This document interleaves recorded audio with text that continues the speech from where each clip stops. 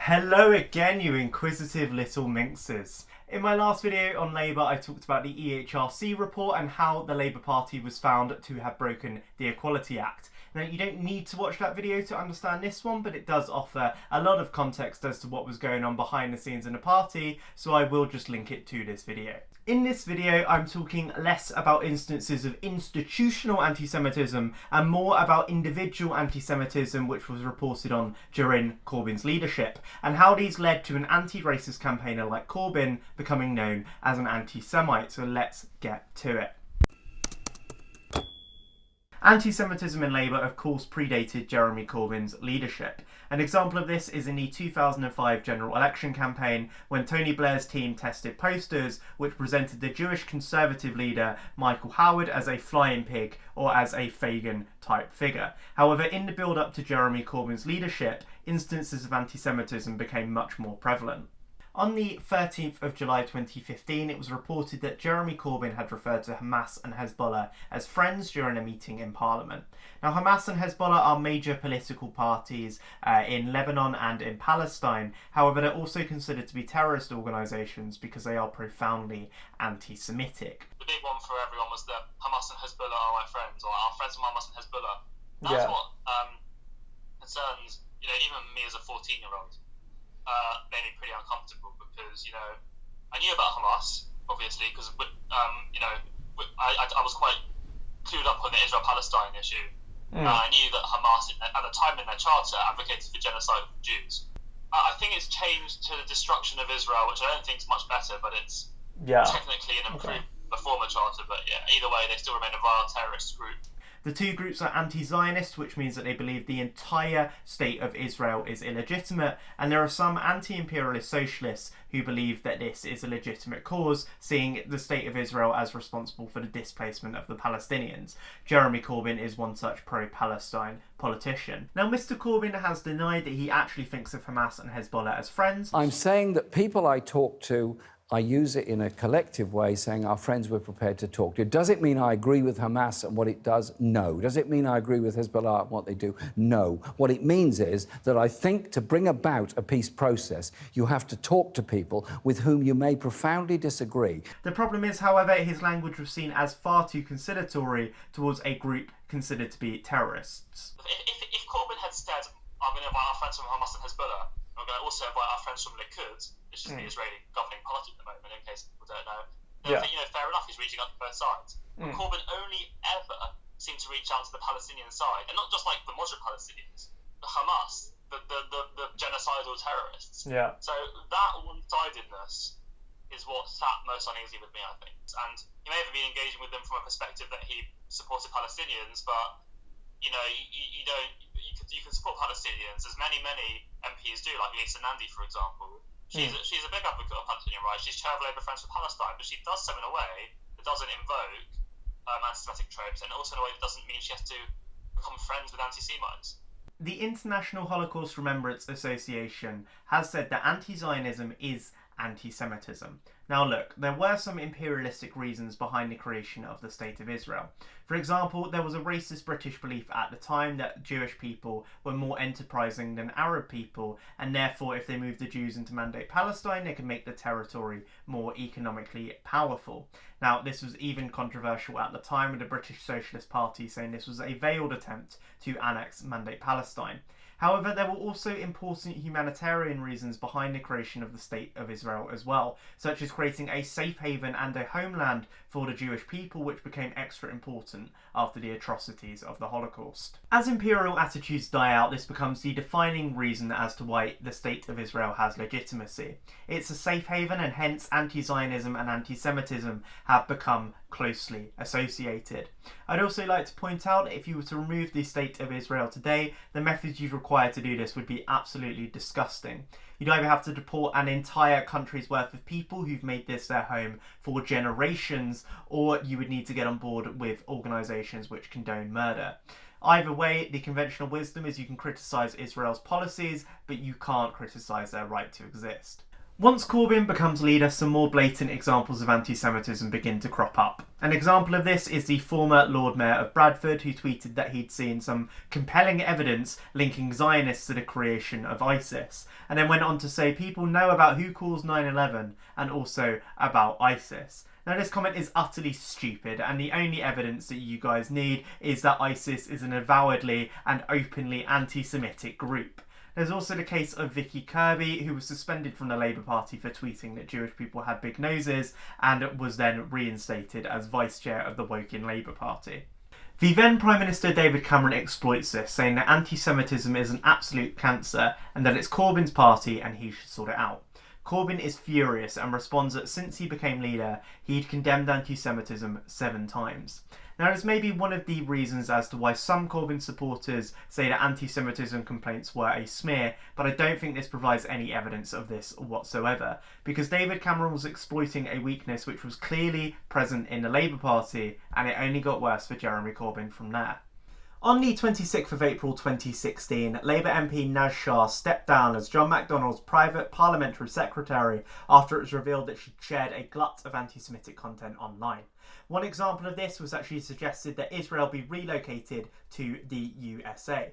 She apologised for this, saying that she'd made these comments at the height of the 2014 Gaza conflict when tensions were running high, but that this didn't excuse her behaviour. But did you not realise that they were anti-Semitic? And do you accept that they're anti-Semitic? At the time, no, I didn't. If I'd realised that, I wouldn't have done it. Yeah, absolutely. How can I say they weren't anti-Semitic? I used language which was anti-Semitic. However, despite her admittance of wrongdoing, she was not punished by the party until David Cameron criticised Jeremy Corbyn in PMQs for failing to get a handle on anti-Semitism in his party. Fuel was only added to the fire by the former Mayor of London, Ken Livingstone. Ken Livingstone was asked on the radio whether Naz Shah's comments were anti-Semitic, and he said that they weren't, despite the fact that she'd already said that they were. And then he said it's important not to confuse anti-Semitism with criticism of the Israeli government, and then added, "No, it's completely over the top. It's not anti-Semitic. I mean, let's remember, when Hitler won his election in 1932, his policy then was that Jews should be moved to Israel. He was supporting Zionism, and his boy went mad and ended up killing 6 million Jews." Backed into a corner, Jeremy Corbyn was forced to call an internal inquiry into anti-Semitism. At the head of the inquiry is the human rights campaigner Baroness Shami Chakrabarti. Her inclusion seems to push the war against anti-Semitism in Labour further along. She introduces a rule into party doctrine which is directly against discrimination rather than relying on the vague guidelines of bringing the party into disrepute, which was the only way they could punish people who'd made anti-Semitic comments like Ken Livingstone beforehand.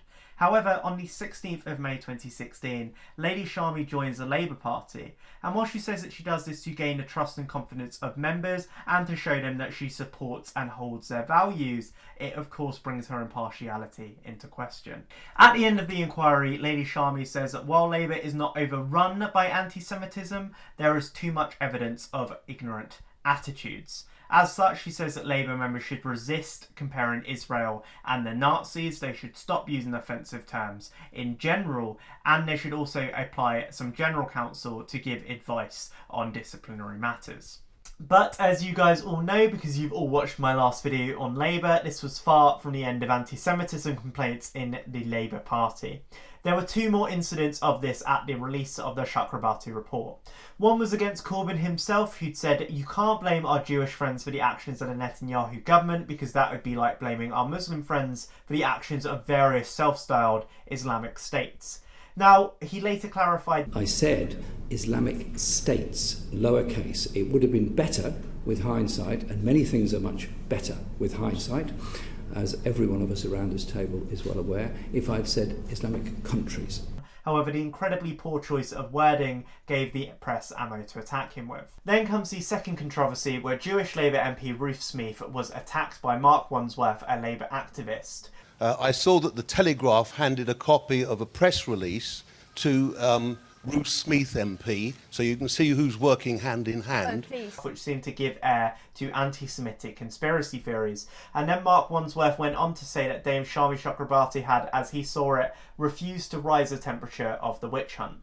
As such, a centrist MP later attacked Jeremy Corbyn on Twitter, saying he just sat there and watched as Ruth Smeeth was abused, and therefore his words against anti-Semitism were hollow. So, in one event, the outspoken anti-racist leader had shown himself to be completely blind to public perception of him, and his integrity was further called into question when Naz Shah was reinstated into the Labour Party and he appointed her as Shadow Equalities Minister. Now, of course, Naz Shah had apologised for her original comments and, admitted wrongdoing and all of that, but appointing her to a role in charge of equality just 3 months after she was suspended for anti-Semitism, I just don't know how you justify that. Then Baroness Shami Chakrabarti was offered a seat in the House of Lords and the position of Shadow Attorney General. Diane Abbott pointed out that it wouldn't be improper to give her a role in the House of Lords because of her long and distinguished career in human rights. However, some MPs pointed out that this called into question the integrity of the anti-Semitism inquiry. Due to his inability to deal with anti-Semitism and his ineffectiveness when campaigning against the Brexit referendum, a leadership challenge is issued against Corbyn by Owen Smith in 2016. Now, of course, this fails miserably and Corbyn goes on to be elected by an even bigger margin, but this doesn't stop criticism from mounting up against him. On the 16th of October 2016, The Guardian reported that Corbyn came under attack from the Home Affairs Select Committee. The cross-party committee was looking into a rise in anti-Semitic hate crimes within the UK. They found that while there was no empirical evidence that Labour had a higher prevalence of anti-Semites in their ranks than other parties did, they did however find that Corbyn's failure to robustly deal with anti-Semitism complaints did lead to a sort of breeding ground for anti-Semitic ideas, and this was later corroborated by the BBC Panorama interview where one of the interviewees theorised that because Corbyn's rhetoric against anti-Semitism was weak, this may have emboldened and led to anti-Semites joining the party, which would then lead to the party breaking the Equality Act. When the 2017 snap election came around, the polls showed that Prime Minister Theresa May would win it handily. However, it resulted in a hung parliament, which is where one party doesn't have total control over the parliament. Theresa May was seen as this weak, repetitive and robotic leader, whereas Jeremy Corbyn was seen as a crowd-pleasing radical. However, Jeremy Corbyn's surprising success did nothing to stem the civil war within the Labour Party. After the election, the left of the party attempted to purge some of the centrists in the ranks. They went after Luciana Berger in July 2017. Now, Miss Berger was originally part of the Shadow Cabinet, but she'd quit along with 20 other Shadow Ministers in June 2016, citing the Brexit referendum as a reason. So, of course, Jeremy Corbyn did have a political incentive to go after her and replace her with a member of the left. But I don't think that's the problem here because obviously a lot of politicians in a lot of different countries would do the exact same thing. The problem is that not only was Miss Berger Jewish, not only was she suffering a slurry of anti-Semitic attacks from Labour members and activists, but she was also heavily pregnant at the time and away on maternity leave, so it just made Corbyn seem short-sighted and cruel. And anti-Semitism was not a problem which was going anywhere anytime soon. The debate was renewed at the 2017 Labour Party conference, when a fringe speaker called Miko Peled came up and said, "This is about free speech. We should be able to discuss anything, whether it's the Holocaust, yes or no, Palestine, the liberation, the whole spectrum." Now, the Deputy Leader, Tom Watson, was predictably very, very angry about this. He said that Holocaust deniers are absolute cranks who have no room at the mainstream of politics, and he sought to launch an investigation into how someone like Miko Peled could speak at the Labour Party conference in the first place. In an email to The Guardian, Peled pointed out that he himself was Jewish, and he said that he rejected the idea that Holocaust deniers, foolish as they may be, should be treated like criminals. He also said that supporters of Israel should not be allowed to decide who is or isn't a racist or an anti-Semite. I would just like to point out though that when you're speaking at a party conference, you are essentially espousing the public platform of that party, and it's a pretty bad idea to use that to speak about Holocaust denial, regardless of whether or not you're using it in the context of free speech.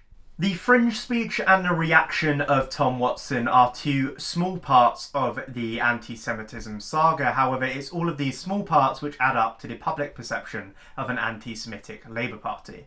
Corbyn himself was embroiled in scandals such as his support for the Mir 1 mural, which I mentioned in my last video, as you guys will all know, such as his involvement in Facebook groups which had posted anti-Semitic content, and such as his apparent involvement in a wreath-laying ceremony for the murderers of the Israeli Olympic team. I mentioned this one because it was a big news story at the time, but I can't actually find any concrete evidence for whether this happened or not. I'll leave some fact-checking articles in the description below if you guys want to check it out for yourself. But essentially the consensus is he was definitely there. He definitely laid a wreath for Palestinian civilian victims in the Israeli-Palestine conflict, but he didn't definitely lay a wreath for the Israeli Olympic team murderers. On the 21st of May 2018, Ken Livingstone announced his resignation from the Labour Party.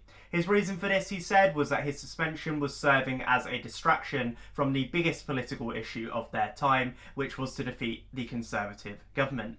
It came after hints that Dame Shami Chakrabarti might quit the Labour frontbench if he was not expelled at his next hearing, because she couldn't see any justification for why he was being kept in the party.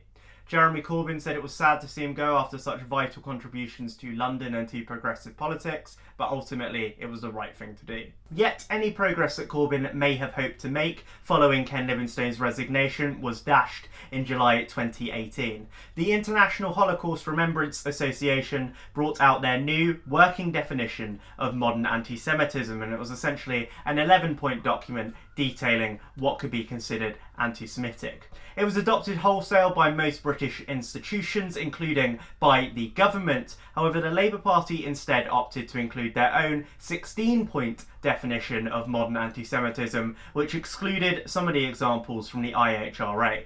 The Labour Party Code of Conduct did not include any of the parts about accusing Jews of having double loyalty, e.g. being more loyal to Israel or the Jewish conspiracy than what they were to the actual country that they lived in.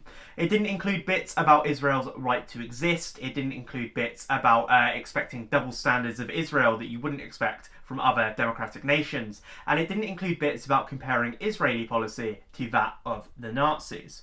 Now, Labour claims that their version of the Code of Conduct was meant to uphold democratic debate on Israeli policies. However, I'm not sure that the IHRA actually outlawed anything to do with policies and debate about the policies of Israel, and instead it said you can debate whatever you want as long as you don't use derogatory terms and stereotypes to do so.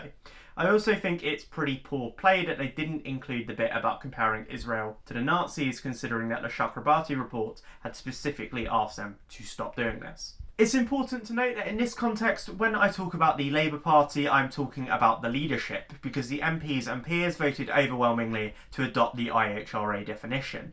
This is allegedly as well where Dame Margaret Hodge lost her temper, cornered Jeremy Corbyn and called him to his face a fucking racist and an anti-Semite. She was brought up on a disciplinary for this, which eventually failed. The Labour Party did eventually adopt the IHRA definition in September 2018. But anti-Semitism and Brexit policy would result in a huge split in the Labour Party. In addition to Lady Margaret, both Ian Austin and Luciana Berger were punished by the Labour Party for their criticisms of Jeremy Corbyn. Luciana Berger was yet again facing deselection. Tom Watson tweeted out his support of her, saying our solidarity and our support to Luciana Berger, who is facing bully and hatred from within her own party. However, Berger's local party were a lot less sympathetic, saying she spent too much time criticising Jeremy Corbyn and not enough time trying to create a Labour government. You'd be forgiven at this point for thinking that the Labour Party was more interested in punishing rebels than they were in punishing anti-Semites. An example of this comes in the European elections when Alistair Campbell admits that he voted for the Liberal Democrats rather than Labour because of the Lib Dems' Brexit policy. Now, of course, Alistair Campbell was a top official in the Tony Blair government, but he was automatically expelled for saying that he'd voted for the Liberal Democrats.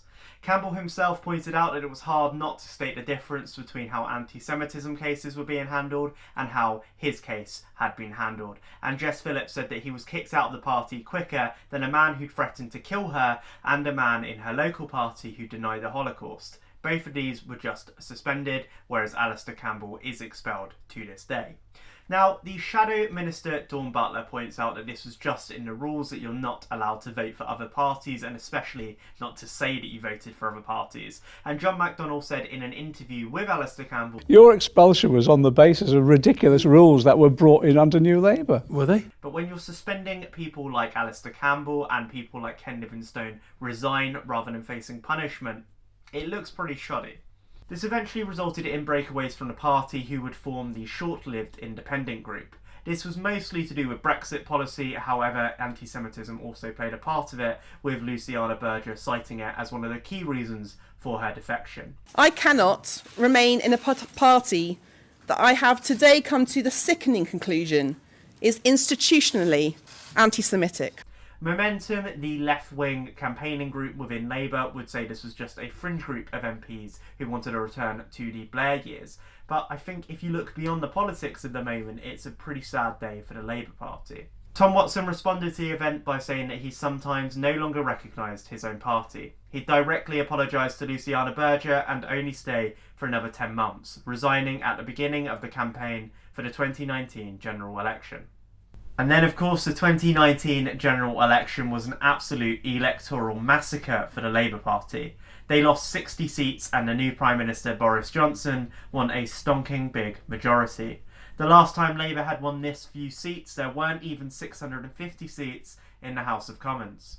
There are lots of reasons why Corbyn lost. Brexit, the popularity of Boris Johnson and the unpopularity of Jeremy Corbyn are key ones, but I think one of the biggest stains on Labour was their failure to tackle anti-Semitism. I haven't even mentioned Chris Williamson's suspension, which resulted in him not being able to run for re-election as a Labour candidate. He was suspended after being filmed at a panel saying that Labour had given too much ground to complaints of anti-Semitism, and according to Dame Margaret Hodge, he was someone who'd done this before. And then there was a chief rabbi who warned in the 2019 campaign not to vote for Labour, which was significant according to the New York Times, given the chief rabbi's usual reluctance to get involved in party politics. Essentially, it was media coverage which created the idea that the anti-racist Labour Party was an anti-Semitic one, but that doesn't mean that this reputation was unearned. A mixture of real anti-Semitic comments mixed with ammunition that was handed to the press essentially spoon-fed the public this story. And while it was the EHRC report which would eventually reveal the actual scope of anti-Semitism within Labour, it was this ammunition which would create a pervasive, unpalatable air of anti-Semitism around the party. Well, that was certainly a video. Thank you so much for watching. This is Wyvo, which is a channel where I talk about politics, history, current affairs, and things like that. If you're interested in that, which I assume you are because you're here, just click subscribe in the button below. Yep, so this Labour series is a 3-part one. This is the second part. I'm going to do another one on Keir Starmer's reaction to the anti-Semitism crisis, but I'm going to do a little video as a break beforehand first. So yeah, stick around and you'll find out exactly what I think of Mr. Sir Keir Starmer. It's alright. It's fine.